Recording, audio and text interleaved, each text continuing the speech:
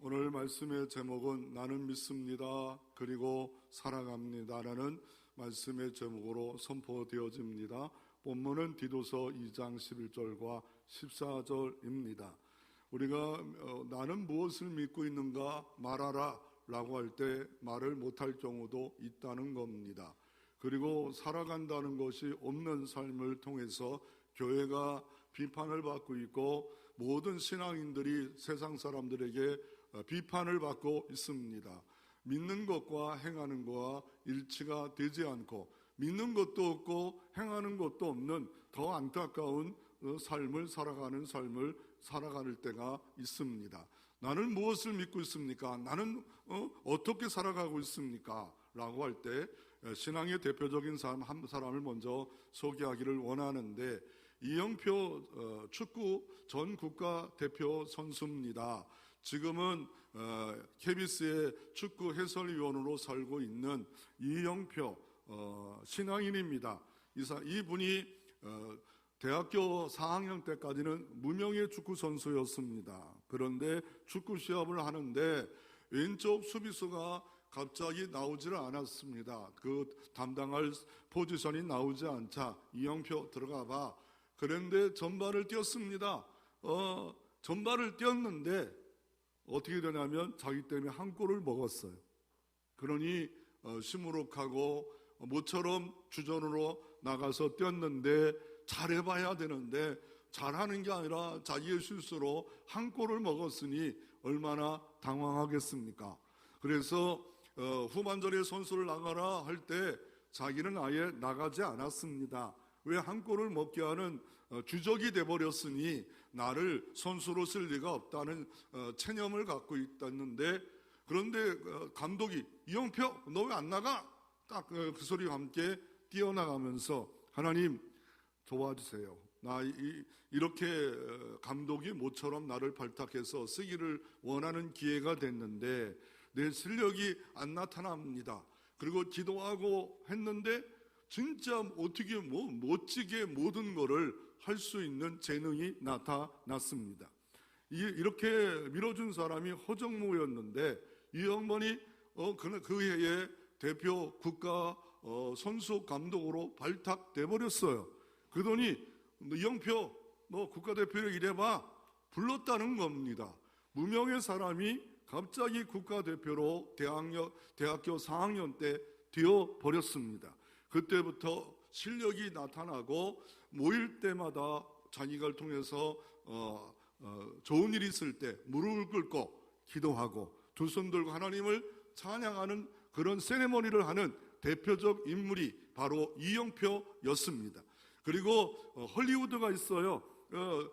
반칙을 얻기 위해서 헐리우드는 안 한다. 신앙인으로서 정직하지 않다. 그래서 정직하게 모든 것을 삶으로 말미암아 욕을 얻어먹어도 좋다라는 삶을 살았던 사람이 이영표 축구조 국가대표 선수입니다.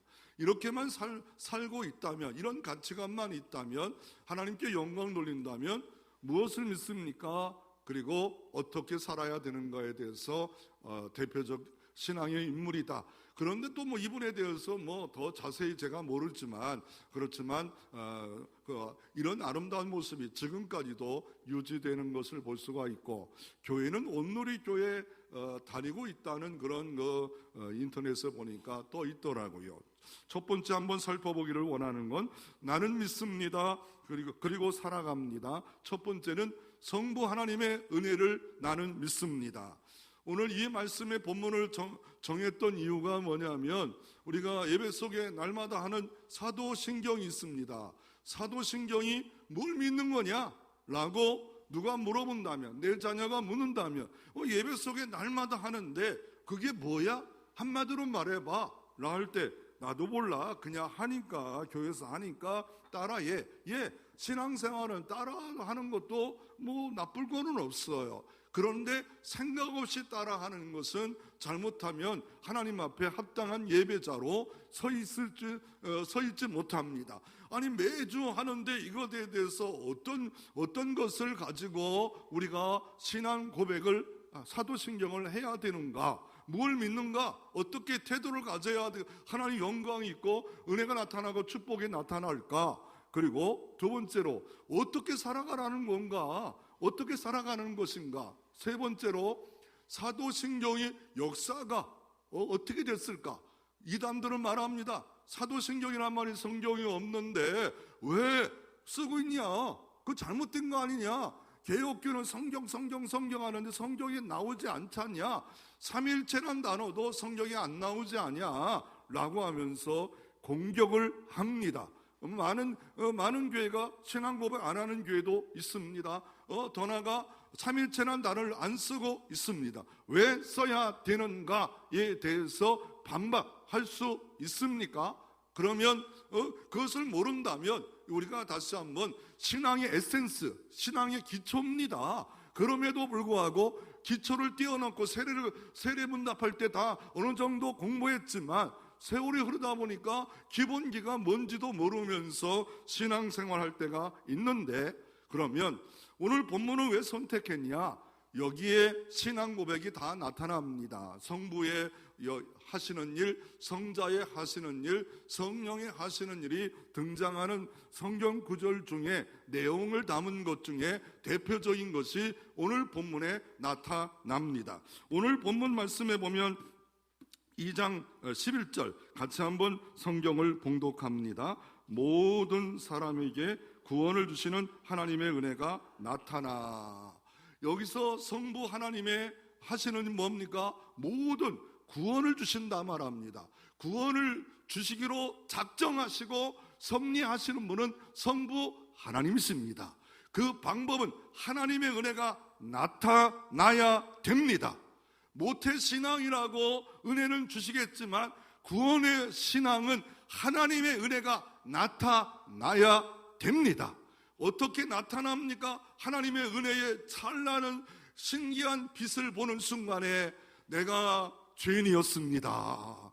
이 죄값 가지고는 멸망할 수밖에 없지만 하나님이 세상을 이처럼 사랑하사 독생자를 주셨으니 저를 믿는 자마다 멸망치 않고 구원을 얻게 하신 은혜에 감사합니다.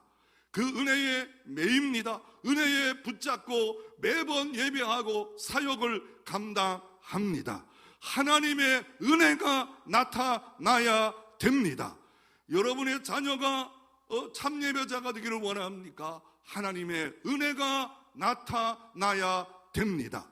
그래서 구원을 받았다, 나 같은 죄인이 옳다 한 것은 예수의 피밖에 없도다. 이런 은혜가 나를 붙들기 시작하면 감격이 있어요. 감동이 있어요. 옥하는 목사님은 너무나 황홀하다. 황홀한 그런 신앙생활을 할 수가 있습니다. 그래서 먼저 주님은 찾아오시는 겁니다. 구원의 은혜로 나타났다라고 말씀하고 있고, 그 구원의 은혜를 받은 사람은 어떻습니까? 오늘 13절에 보면 노와 예스가 있습니다. 신앙생활에는 노할 게 있고 예스할 게 있고 버릴 게 있고 취할 게 몇 가지로 은혜가 나타난 삶은 이렇게 살라라고 말하고 있고, 그 은혜가 나타난 사람은 13절 말씀에 보면 복스러운 소망을 갖습니다. 복스러운 비전을 갖습니다. 세상적이고 육신적이고 정욕적인 게 아닙니다. 하나님의 비전, 하나님의 뜻 이루어지게 해달라고 기도하고 주의 이름이 영광 돌려드리게 해달라고 하고 하나님 나라가 이루어지게 하는 복스러운 소망, 그게 베드로전서 1장 썩지 않고 쇠하지 않은 영원한 산 소망이 생겨지는 은혜, 그게 나타날 때 이런 은혜가 내 마음의 생명의 역사를 통해서 주어지고 더 나아가 주 예수 그리스도의 영광이 나타남을 기다린다고 13절에 말씀하고 있고, 14절에 보면 주 예수 그리스도가 나타나심으로 말미암아 우리의 모든 불법에서 속량을 주시고 우리를 깨끗게 하사 선한 일을 열심히 하는 자기 백성이 되게 하는 역사가, 하나님의 은혜가 나타날 때 종합적으로 모든 것들이 이루어지는 역사가 하나님의 은혜 때문에 되어진다라고 바울은 디도서를 통해서 우리에게 교훈을 주고 있습니다. 그리고 예수 그리스도의 중심의 신앙 고백을 하게 되어집니다. 하나님의 은혜가 나타나면 13절에 보면 복스러운 소망을 갖게 됩니다. 세상 소망이 아닙니다. 세상 소망 당연히 갖고 있지요. 잘 되고 자녀가 잘 되고 가정이 잘 되고 이런 소망인데, 세상에 갖지 않은 하나님 나라가 세워지기를 원합니다.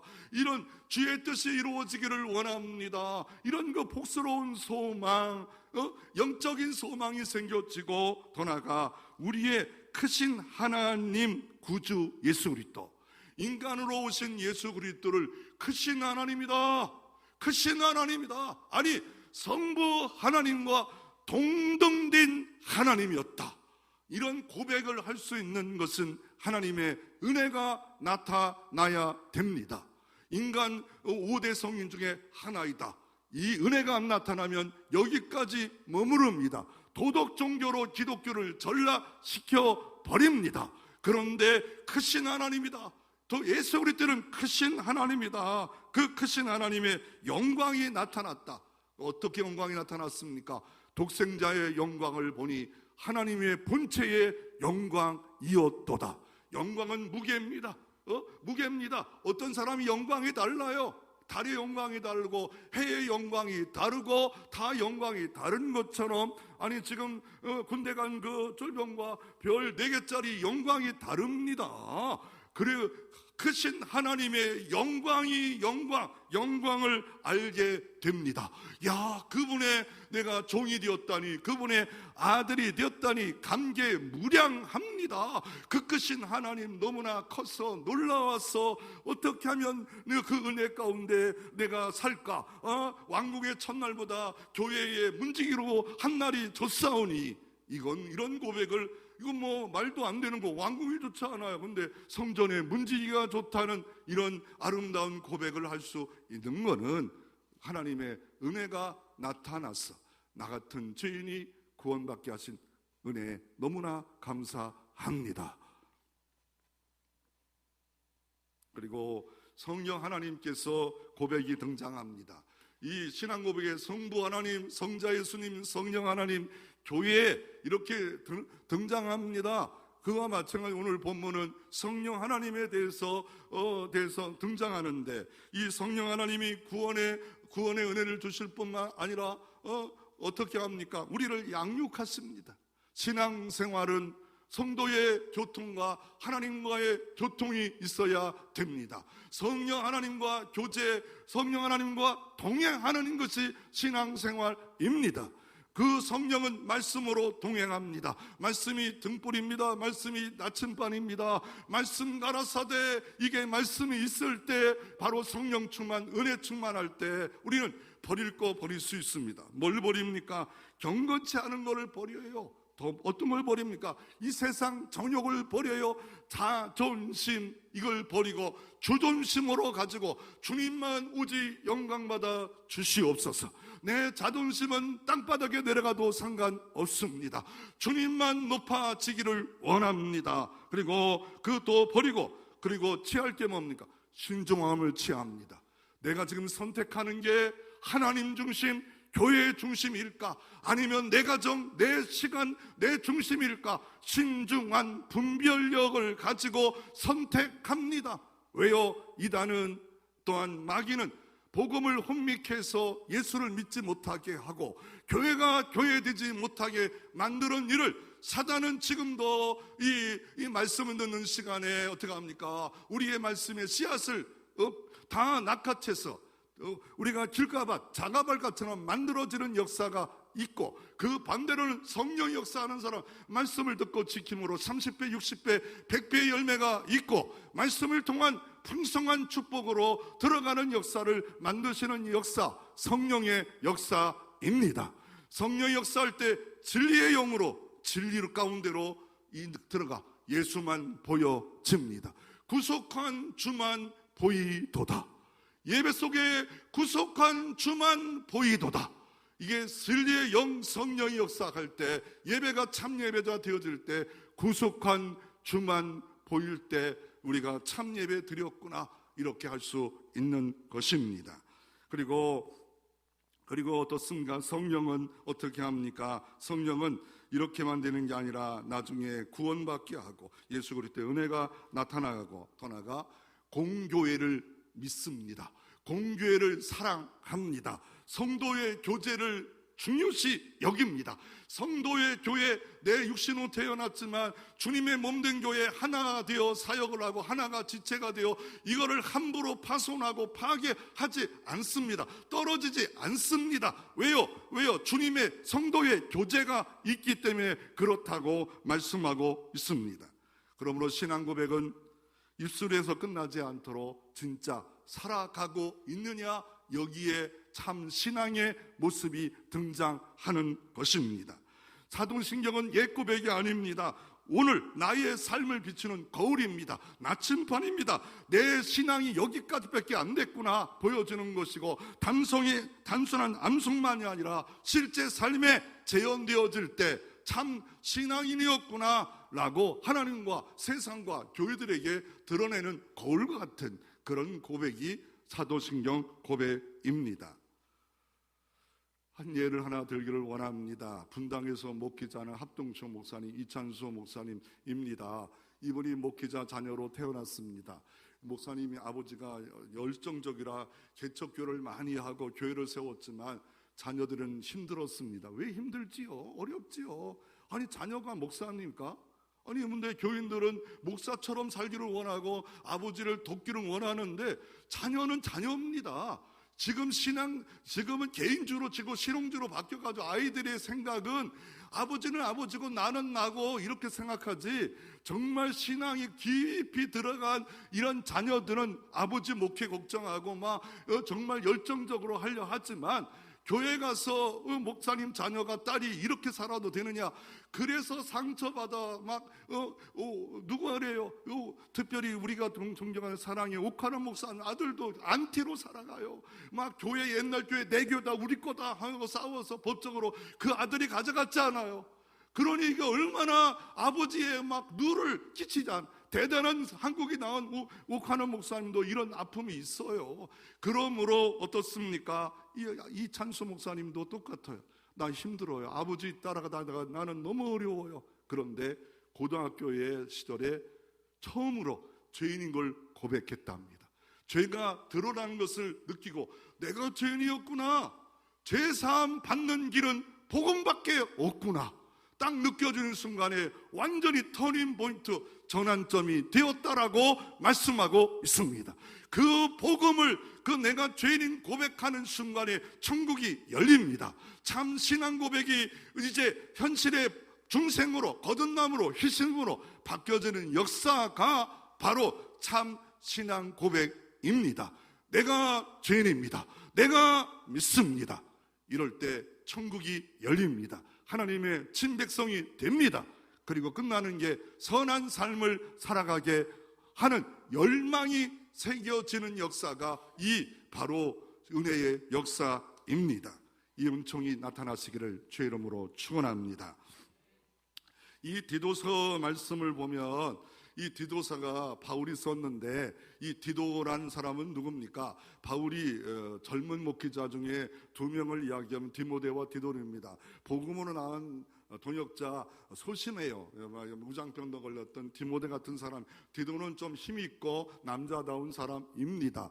그리고 이 사람이 그레데에서 출신입니다. 그래서 이 그레데가 다시 목회를 하는데, 그레데가 지금 어디 있냐면 지금 그리스, 헬라 문명이 생겼던, 헬라와 그리스 같은 말 아니에요. 그곳에서 그레데 섬인데 크기가 얼마나 많으면 제주도를 생각하면 돼요. 제주도 3배만 해요. 그러니까 작은 섬이 아니잖아요. 그리고 길이가 길어요. 그래서 여기 그리스의 바로 옆에 있는 그레데 섬에서 이렇게 사역을 했던 거예요. 바울이 이렇게 말합니다. 너 그레데 가서 사역하라 라고 오늘 성경 1장 디도서 1장 5절에 여기 남겨둬서 해야 할 일은, 첫째는 장로들을 세워서 사역을 분담하라. 두 번째는 이단들이 이 교회에 있다. 하나는 영주주의였고, 하나는 유대 율법주의자도 있고, 하나는 다른 이단들이 자꾸 여교회를 있고, 또 이 교회가 풍토가 험악합니다. 어떻게 험악하냐면 1장 12절을 보십시오. 그레데인 중에 어떤 선지자가 말하되, 그레데인 중 어떤 선지자가 말하되, 그레데인은 내가 경험해 보면 항상 거짓말장이다. 이 선 사람들이 다 좋은 사람도 있겠지요, 양순한 사람. 근데 거친 풍파 가운데 있다 보니까 이렇게 양순하지 못한 그런 항상 거짓말쟁이로 임금병으로 살아가는, 그리고 악한 짐승 같대요. 짐승 같은 그런 섬 사람들이래요. 그리고 배만 위에고 또 반대로 또 게을러요. 그러니까 가진 거 다, 악한 거 다 갖고 있는 그런 곳에 교회가 생겼는데, 디도를 통해서 양육하라고 보낸 이게 디도서고, 그리고 디도를 다시 바르게 세워서 잘 양육하라고 하나님이 세워준 거고. 그런데 그러면 이 디도가 세워진 그레데 교회가 언제 생겼을까? 그런데 대부분이 모른다고 합니다. 어떤 사람은 바울이 세웠다, 어떤 사람은 다른 사람이 세웠다. 딱 하나 힌트가 있어요. 사도행전 2장 11절에 맥주절이 이름에, 오순절이 이름에 어떻게 합니까? 10일 동안 120문도가 막 기도할 때 성령이 임합니다. 그리고 그곳에 모여있는 이름 중에 그레데인 인과가 나옵니다. 그레데인. 그리고 두 번째, 아라바인들도 있었구나. 그러니까 이 맥주절을 지켜서 올라온 수많은 사람 중에, 이방인 중에 그레데인, 여기 섬에서도 왔다는 거예요. 유대 땅까지 왔다는 거예요. 그 사람이 복음을 듣고 은혜가 나타나니까 주님으로 고백하고 성령의 충만을 받은 사람 중에 그레데인이 있었고, 이 사람들이 자기 고향으로 돌아가서 교회를 자생적으로 세워진 교회인지, 사도 바울이 잠깐 선교를 갔는지 성경은 기록이 없어요. 그런데 교회가 있으니까, 너 여기 가서, 교인이 있으니까 가서 말씀을 증거하고 예배를 양육하고 장로들을 세워 교회를 잘 이렇게 보존하도록 만들어라 하고 이렇게 디도를 보냈고, 그리고 디도서 3장 12절에 계속 교제하면서 바울이 이렇게 말합니다. 이곳에는 다른 사람을 또 보낸다. 아데메나 두기고를 디도서 3장 12절에 보낼 테니까 그 사람이 맡기고 나를 만나려고 니고볼리로 와라. 니고볼리가 고린도의 한 도시입니다. 고린도까지 와라. 그러면 며칠 걸리면 열흘, 배 타도 열흘 정도, 옛날에는 쪽배 아닙니까? 열흘 정도 이렇게 걸려서 오고, 결국 디도서의 전체의 내용은 핵심은 뭐냐면 디도서 2장 14절입니다. 같이 한번 하나님의 말씀을 봉독합니다. 그가 우리를 대신하여 자신을 주심은 모든 불법에서 우리를 속량하시고 우리를 깨끗게 하사 선한 일을 열심히 하는 자기 백성이 되게 하려 하심이라. 그래서 디도서란 이렇게 이루어졌다라고 우리가 알 필요가 있습니다. 그러면 두 번째로, 사도신경이라는 건 뭘까? 역사라는 건 뭘까? 신경이란 말은 신경 한자로 믿을신과 경전경입니다. 믿음의 경전입니다. 믿음의 길잡이입니다. 믿음의 나침판입니다. 믿음의 앞잡, 믿을신, 그리고 우리가 믿을신, 그리고 경전경. 어떤 거를 믿느냐, 어떤 것을 믿느냐. 그래서 사도신경, 신앙 고백. 근데 왜 사도신경입니까? 사도들이 안 만들었어요. 안 만들었는, 어떻게 만들어진가에 대해서 말씀 전하겠지만, 사도들이 왜 그렇게 했냐면 사도들의 가르침, 베드로가 고백했던 전능하신, 그리고 도마가 고백했던 나의 주 나의 하나님, 이걸 이렇게 다 모아서 이렇게 만들어졌다고 해서 사도신경이다 라고 그렇게 이름을 만든 것이 성경에는 없어요.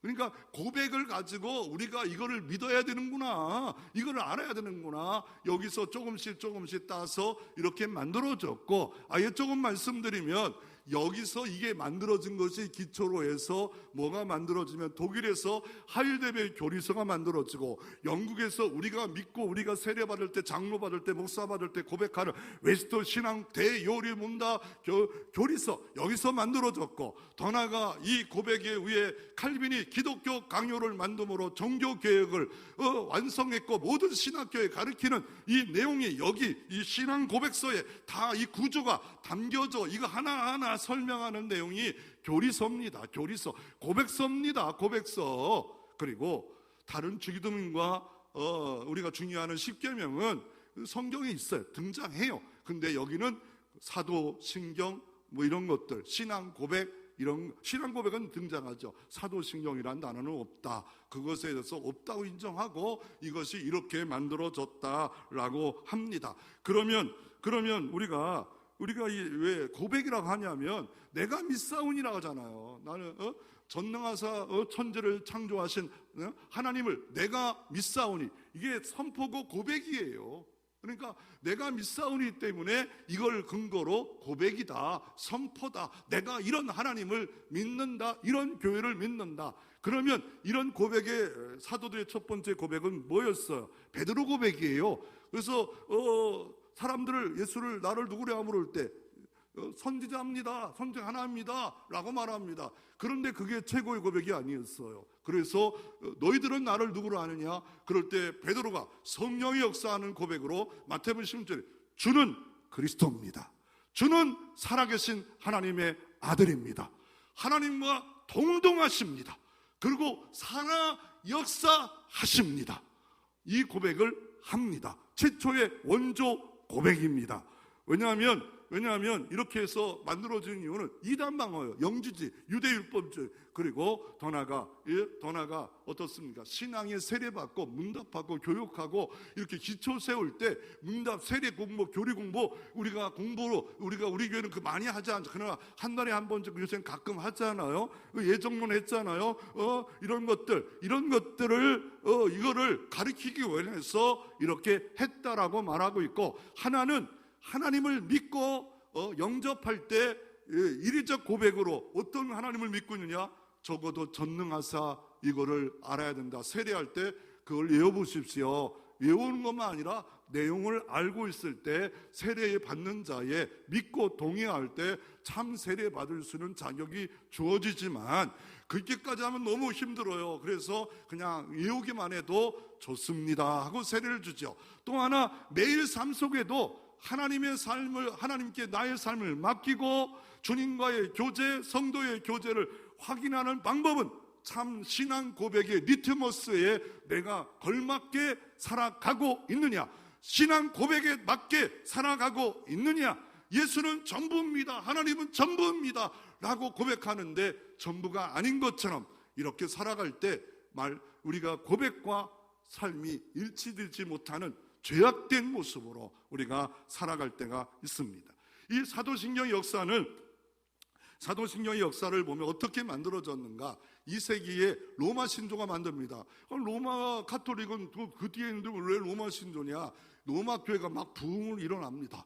하나님의 바울이 로마 가서 순교했는데 도리어 로마가 막 그냥 세계 가서 들어오면 기독교가 막 유럽에 가는데 로마에 많은 사람이 우리가 서울로 상경하듯이 로마에 여기저기 사람이 상경하다 보니까, 그리고 그 동네에 살지 못하니까 로마로 막 올라왔는지 로마에 막 크리스찬들이 많아지자 이거 이단들이 생겨나요. 그리고 어떻습니까? 1세기에 예수님이 죽었어. 그리고 어느 정도 지나가서 마지막 사도 요한까지 죽었어. 그러니 이거 뭘 믿어야 될지 모르는 2세기에 혼란이 와요. 그러다 보니까 우리가 믿는 거를 좀 정리해보자. 그래서 로마 신조가 2세기 말에 처음으로 세워집니다. 그리고 325년에 이 니케아라는 공회에서, 이거 목사님들의 모임이 공회입니다. 공의회. 우리가 교회를 공교회를 하듯이 공적으로 모였다. 그래서 니케아 모였고, 더 나아가 380년 콘스탄틀, 바로 터키 바로 로마의 수도로 옮겼죠. 그곳에서 또 공회를 모였고, 더 나아가 에베소에서 430년에 또 모여서 수정 보완 이렇게 하다가 언제 거의 완성되냐면 확정된 건 8세기에 바로 세례 받을 때 이 고백을 있을 때 신앙인으로 인정하자. 그리고 9세기에는 교육용으로 이렇게 하다가 12세기는 로마 가톨릭 교회는 공식적인 것이 사도신경이 됐고, 신경은 우리와 거의 비슷해요. 로마와 이 천주교와 우리와 비슷하고. 왜 만들어졌는가를 우리가 살펴보면 그 1세기 당시의 저술가, 지리학자였던 루피누스가 기록에 의하면 이게 만들어진 이유를 거기서 써 있어요. 그거 하나는 이단들이 기독교 복음을 막 혼미하고 변질시키고 부패하게 만드니까 우리는 이걸 믿어야 된다라고 하는 것과, 그리고 어떻습니까? 그리고 우리가 믿고 있는 것이 무엇인가 말하라 할 때 뭘 믿는가? 말을 못해요. 그럴 때 적어도 이런 하나님 믿고 있고, 이런 예수 믿고 있고, 이런 성령 믿고 있고, 이런 교회 믿고 있고, 영원히 사는 것을 믿고 있는 게 기독교입니다 라고 할 수 있는 것으로 신앙교육을 위해서 만들어진 겁니다. 세 번째로, 그러면 그 내용을 한번 살펴보기를 원합니다. 전능하사 천지를 창조하셨다만 합니다. 우리 하나님은 전능하신 하나님을 믿으시기를 바랍니다. 이 땅에 전능한 게 없습니다. 전능한 게 없고, 두 번째, 천지를 창조하셨다라고 말하고 있습니다.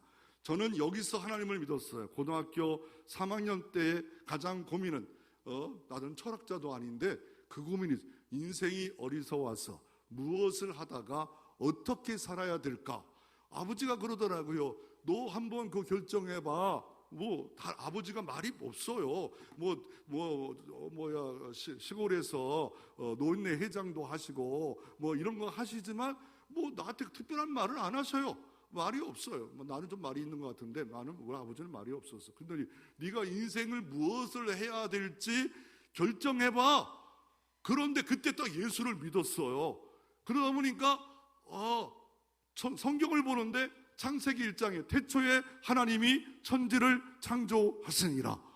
이 말씀을 보는데 막 은혜가 새는데, 첫째 날 둘째 날 처음 예수 믿고 교회 다니는 거 시작하는데 하나님 은혜가 나타나 그 시골에 막 그냥 일반 그 시골 집에 동네 동네 집 하나 개조해가지고 마당에다가 그 집 다 알아요. 우물터예요. 마당에다가 최용 목사님이 교회를 세웠다고. 근데 처음에는 우습게 여겼어요. 무슨 교회가 저기서 하나. 그런데 그 교회 다니기 시작을 했어요. 이 종솔 때문에 나타나가. 근데 믿어지기 시작한 거예요. 그리고 아버지가 암에서 기적적으로 낫지 않았습니까? 두 가지가 겹쳐서 그때부터 하나님의 존재는 바꿀 수가 없다.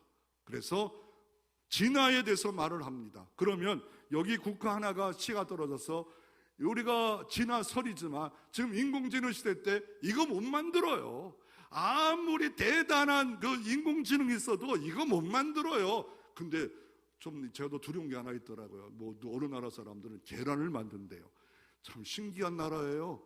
어떻게 달걀을 만들어요? 나 만드는 거 보니까 진짜 이게 가짜 영상이 아니길 바래요. 뚝딱 그러면 그 만들어 툭툭 나 판다는데 가면 진짜예요?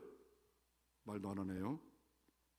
그런 것이 있어요. 그래서 미국에서 신문에 보니까 진화를 믿는 사람이 47%, 창조를 믿는 사람이 또 40%.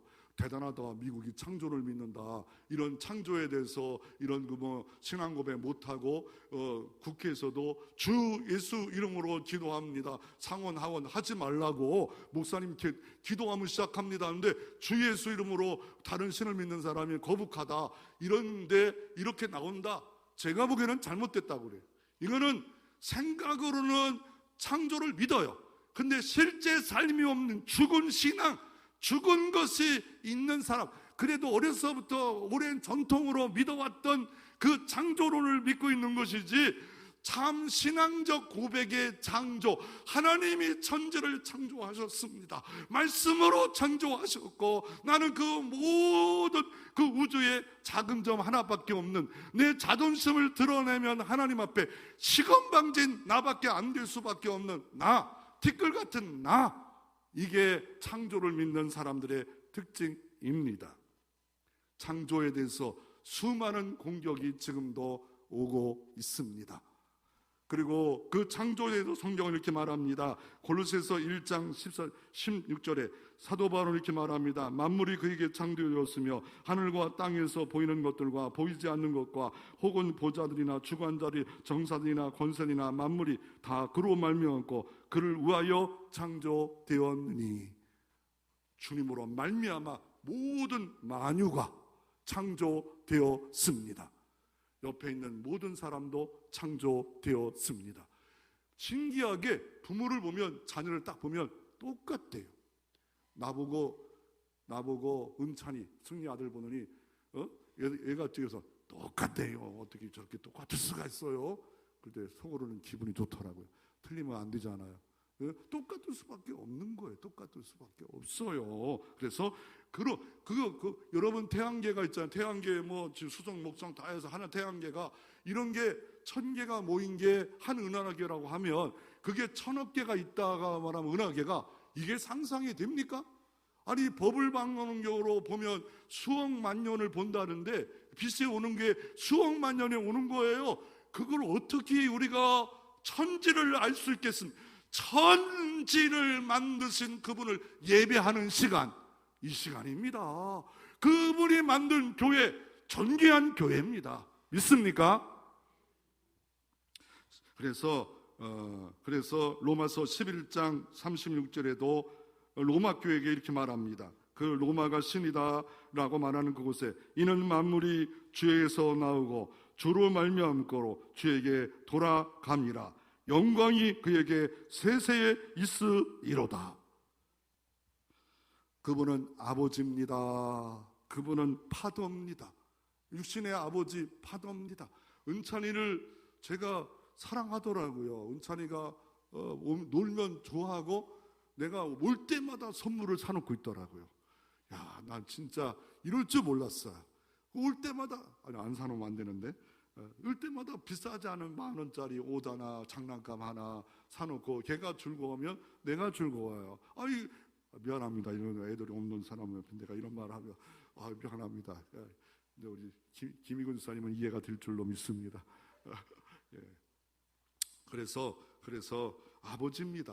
아버지. 그래서 성경은 신명기 32장 6절에 그는 너를 얻으신 너의 아버지 아니시냐. 사무엘 7장 10절에 너는 아비가 되고 그는 내 아들이라. 로마서 8장 10절에 하나님의 영으로 인도함 받는 자는 하나님의 아들이니라.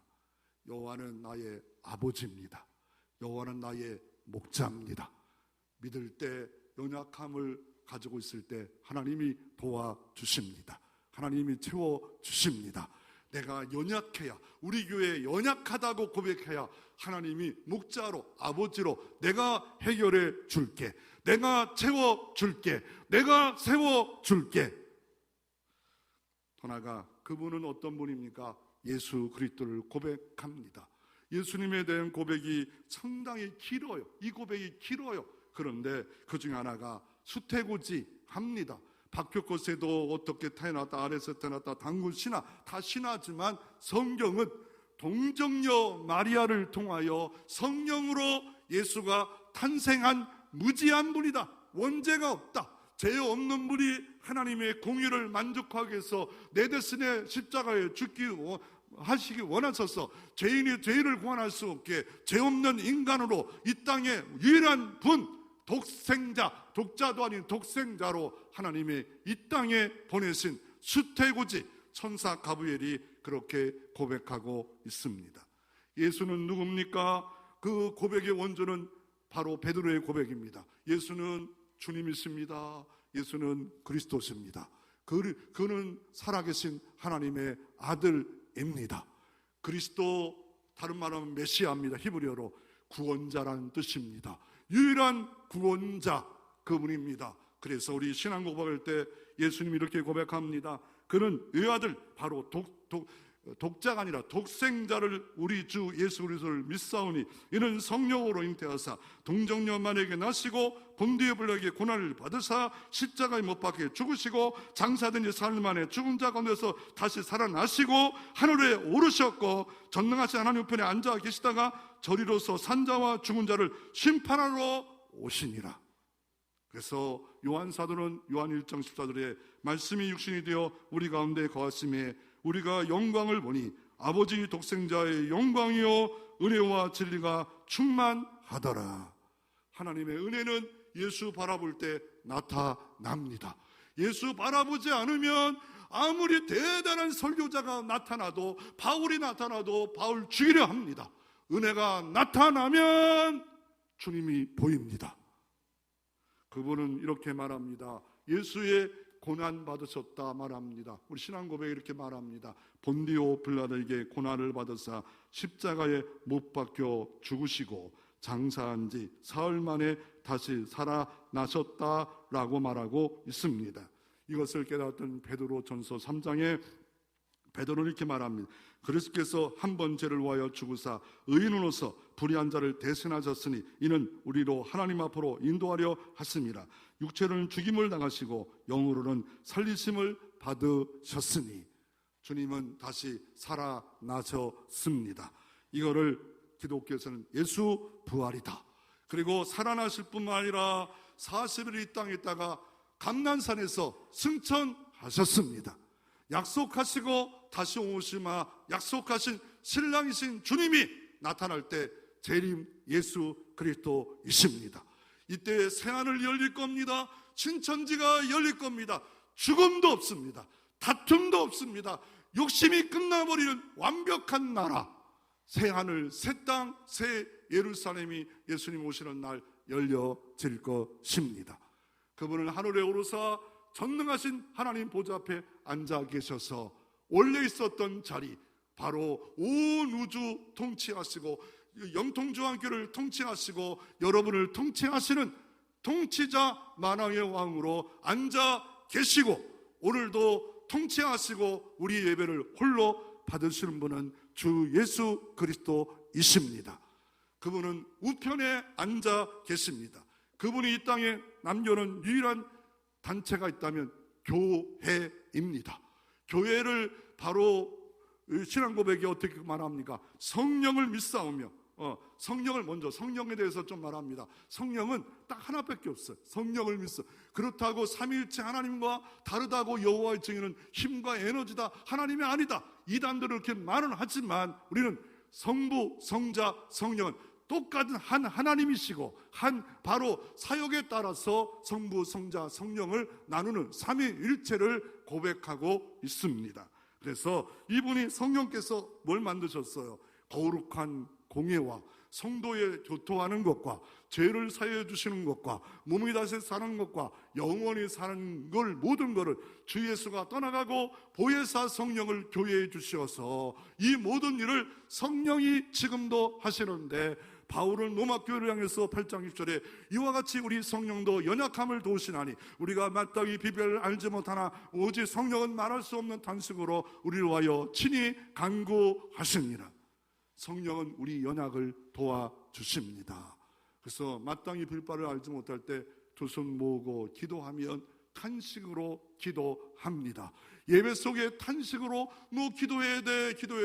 하나님이 기도할 때 이래도 구하라, 복을 주겠다, 이래도 구하라, 탄식하는데 기도 시간 빼먹지 마. 기도 시간 가져야 돼.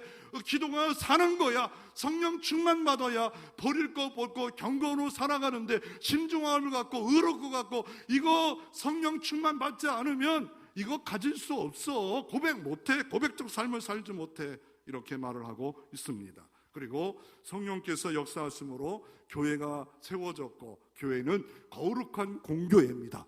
교회는 거룩하다, 주님의 몸입니다. 그래서 바울은 에베소 1장 22절 23절에 또 만물을 그의 발 아래 복종하게 하시고 그를 만물의 교회의 머리로 삼으시니라. 교회는 그의 몸이니라.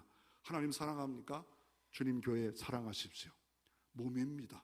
몸을 함부로 대한다든지 훼손한다든지 주님을 아프게 하는 현실이 될 수밖에 없답니다. 이게 몸입니다. 부족해도 몸입니다. 연약해도 서로 설득지 말고 비방하지 말고 서로 사랑하고 도와줘야 됩니다. 이 교회는 어떤 교회입니까?